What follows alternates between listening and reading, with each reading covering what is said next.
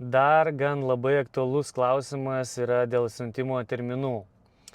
Tai jeigu siuntimas būna iš New Yorko, iš Floridos, iš Džordžijos, iš Ilinojaus, sakykime, visą centrinę, pietinę ir rytinę pusę, tai užtrunka apie 2 mėnesius. Jeigu nebūna vėlavimų ir nieko kažkokių tai trikdžių. Aišku, gali būti ir ilgiau, bet visą laiką apie 2 mėnesiai toksai terminas. Jeigu imsim Kaliforniją, Vašingtoną ir Oregoną, tai ten bus iki 3-4 mėnesių užtruks.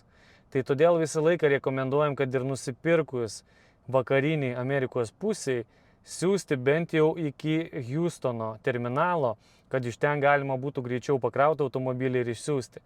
Kadangi Vašingtonas, Kalifornija, Oregonas, ten labai ilgai užtrunka.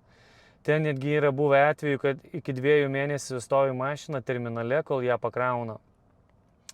Tai va, tai visą laiką pats geriausias terminalas, aišku, yra Savana, New Yorkas, jie greičiausiai krauna, greičiausiai išplaukia ir greičiausiai atplaukia iki Lietuvos. Tai va.